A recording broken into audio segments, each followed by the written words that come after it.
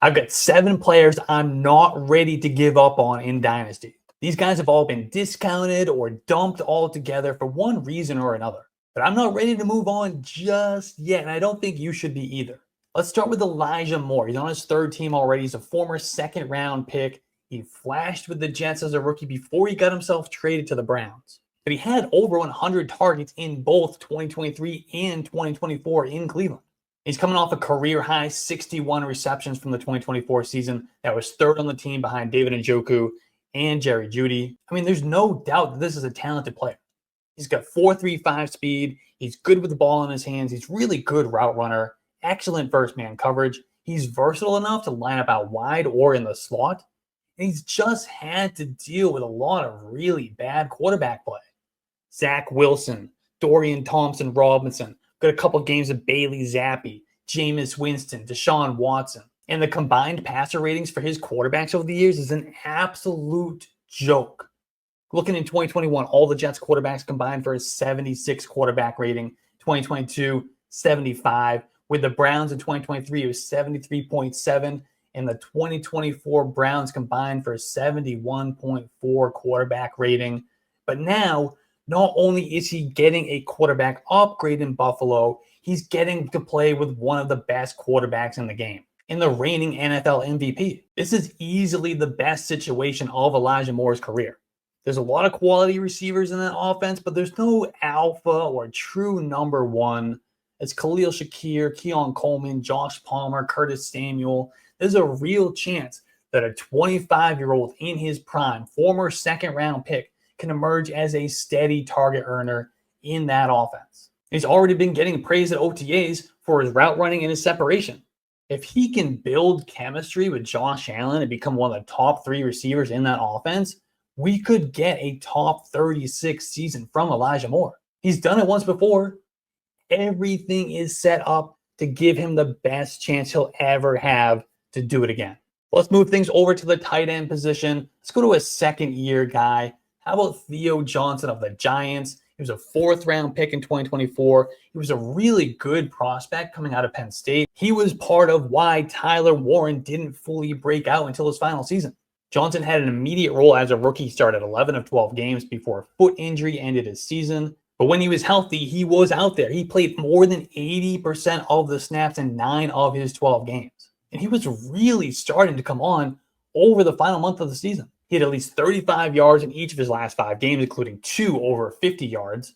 He was the tight end 6 in week 9, which is part of a 4-game stretch as a top 20 tight end before the injury. He averaged 6 targets per game during that period. Now the Giants have upgraded the quarterback position. Russell Wilson is the presumed starter. Jameis Winston, Jackson Dart, we're probably going to see a mix of all 3 of those guys at one point or another. But all 3 of those guys are better than anything the Giants were rolling out there in 2024. But while they upgraded the quarterback position, they didn't add any pass catchers. That opens the door for Theo Johnson to be as high as the number 2 option in the passing game after Malik Neighbors, with only Wan'Dale Robinson and Darius Slayton as other competition for targets. And when I'm trying to identify the next breakout tight end, the number 1 thing I'm looking at is athleticism. It's a key identifier for tight ends more than any other position. And Theo Johnson is bursting with athleticism. At 6'6", 259 pounds, Theo Johnson ran a 4.57 40, which gives him a 98th percentile speed score according to playerprofiler.com. And he's in the 96th percentile in burst score, which measures explosiveness, 78th percentile in agility, and has one of the largest catch radiuses in the database. Everything points to Theo Johnson as one of the top tight end breakout candidates for 2025. Yet he has a dynasty ADP of tight end 29. I'm taking advantage. I'm not giving up. I might actually go and buy Theo Johnson in dynasty right now. Let's stick with our 2nd-year guys who had a disappointing rookie season. How about Rome Odunze? Rome Odunze was one of the top wide receivers in the 2024 rookie class. He was a top 10 pick, but we knew his rookie year was going to be tough with DJ Moore and Keenan Allen ahead of him on the depth chart while playing with a rookie quarterback. He really did nothing to make me think he's anything less than what we thought he was coming out of Washington. In fact, he still managed to lead the team in targets and receiving yards on 4 occasions. He finished with over 100 targets and 54 receptions, while ranking top 12 in deep targets and red zone targets. He was 19th in yards per reception among wide receivers with at least 40 receptions as well. So he was getting a ton of valuable looks. They just weren't connected. So much so that he was actually third in unrealized air yards. And he had the highest rate of inaccurate targets among players with at least 50 targets at a lowly 26.7%. Now, I think Ben Johnson will come in and kind of rein in the wildness of Caleb Williams and work some more of those high percentage stuff into the offense. That should allow more of those targets between Caleb Williams and Odunze to actually connect. He'll continue to be their downfield guy and a big target in the red zone, but I expect we'll get a much better catch rate and some looks that will allow Odunze to do some work in the short areas and utilize his after the catch ability. Remember, Odunze is a big athletic guy who is dominant in college. And with the new coaching staff coming in, a second year for Caleb Williams, some offensive line upgrades, and the departure of Keenan Allen, I think we're going to get a huge second season for Odunze. So like I said with Theo Johnson, not only am I not giving up on Odunze, I'm actively trying to get him on my roster. Sticking with the theme of second-year disappointments, let's go to the running back position. Let's take a look at MarShawn Lloyd. I liked MarShawn Lloyd a lot coming out of USC as a third-round pick last year. Unfortunately, his rookie year was a complete wash. He injured his hamstring in the first preseason game. He returned the regular season week 2, only to suffer an ankle injury that landed him on IR. He was finally activated off IR in week 11, just 2 days before he ended up needing emergency surgery for appendicitis. And of course, that ended his season.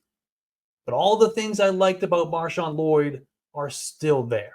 He's a big back with 4.5 speed and an all-purpose skill set. He's difficult to bring down the open field given his combination of explosiveness, speed, size, strength, and lateral agility, making him nearly impossible to be taken down with a single defender. MarShawn Lloyd can add value on passing downs as well, with quality hands and the ability to turn a check down into a big game. Now Lloyd has had a healthy offseason. He's the favorite to claim the RB2 job behind Josh Jacobs. The team didn't do anything to address the position this offseason, only letting A.J. Dillon walk in free agency, which means the depth behind Josh Jacobs looks like MarShawn Lloyd, Emmanuel Wilson, and Chris Brooks.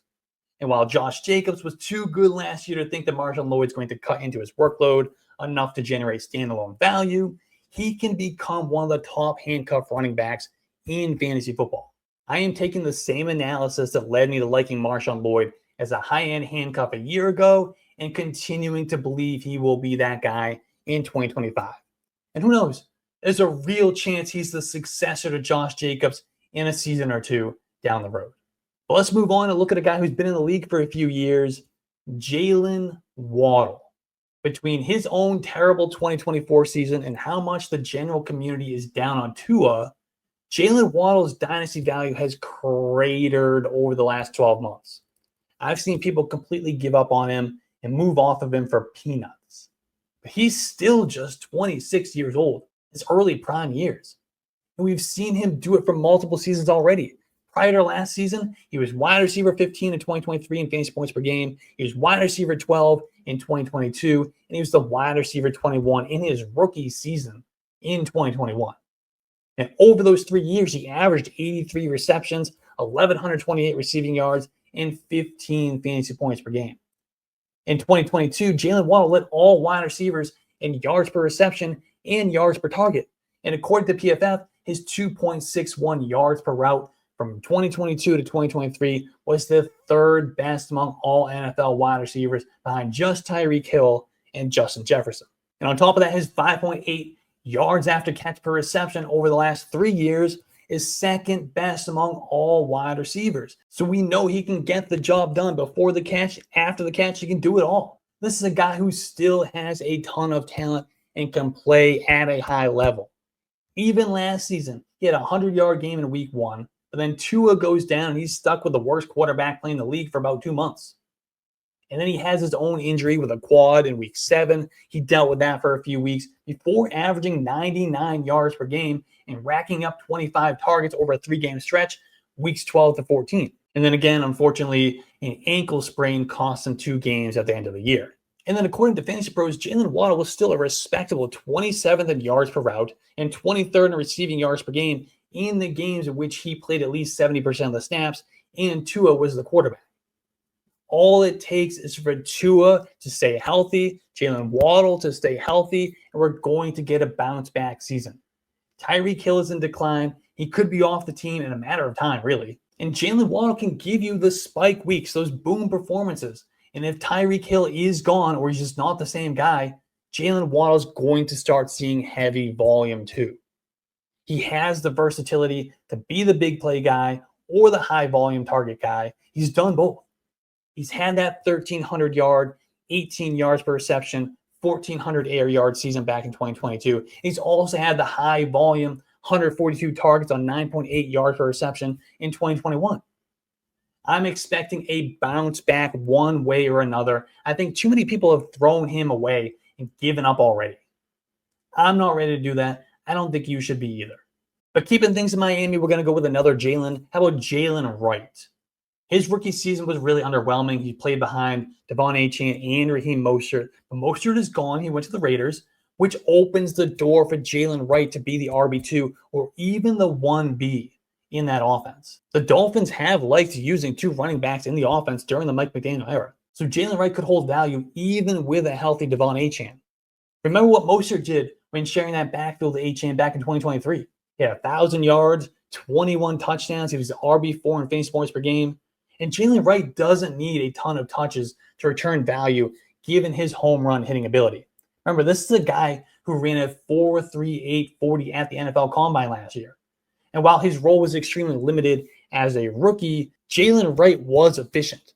According to PFF, Jaylen Wright was top 20 in both yards after contact per attempt and missed tackles forced per attempt. The Dolphins barely addressed the running back position this offseason. After losing Mostert, they added Alexander Madison in free agency. They drafted Ollie Gordon in the 6th round. My guess, one of those guys makes the team as an RB3 and is the designated between the tackles bruiser in limited situations, but neither is a threat to take a significant load in this backfield. There'll be a distance between Achane, Wright, and then either Madison or Ollie Gordon, whoever gets that role. But Jaylen Wright is a guy that I really liked coming out of Tennessee last year. Nothing has really happened to change that.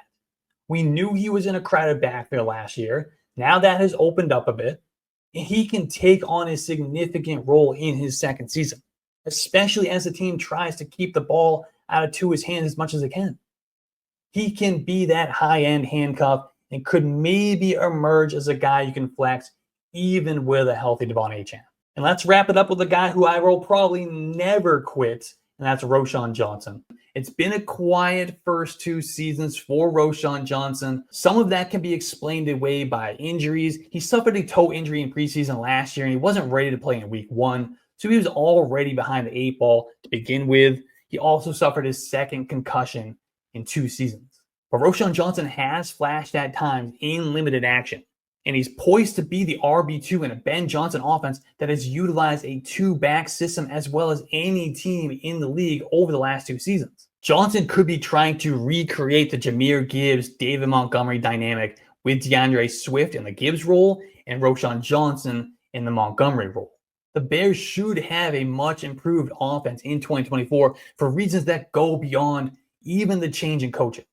We'll get a second-year Caleb Williams. They've upgraded the weaponry around him with additions of Luther Burden and Colson Loveland. And perhaps most important of all, they massively upgraded the offensive line. They traded for Pro Bowl guard Joe Thuney and Jonah Jackson. They signed Drew Dahlman, and they also used a draft pick on the position as well. And when we do consider coaching, the Bears are going from Shane Waldron, who didn't even make it through 1 season as the team's offensive coordinator, to Ben Johnson, who's led the number 5 again, and the number 1 ranked offenses in points per game over the last 3 seasons. The Bears might not be at that top 5 level, but they are 100% going to score more points in 2025, which means more scoring opportunities for everyone in that offense. That includes the big-bodied Roschon Johnson, who could be their version of Jamal Williams or David Montgomery. He's going to be the RB2, maybe even the 1B in an ascending offense, which sounds a lot like the role that Bucky Irving found himself in a year ago. Well, the team did nothing to address the running back position this offseason outside of using a 7th-round pick on Kyle Monangai, which does tell us that they do have some confidence in what they have. But we can't forget that Ben Johnson was part of that Lions coaching staff that gave up on DeAndre Swift before he even reached the end of his rookie contract. That tells me that Ben Johnson may not actually be all in on DeAndre Swift. So there's a chance that if that relationship goes south, it's actually Roschon Johnson atop the depth chart.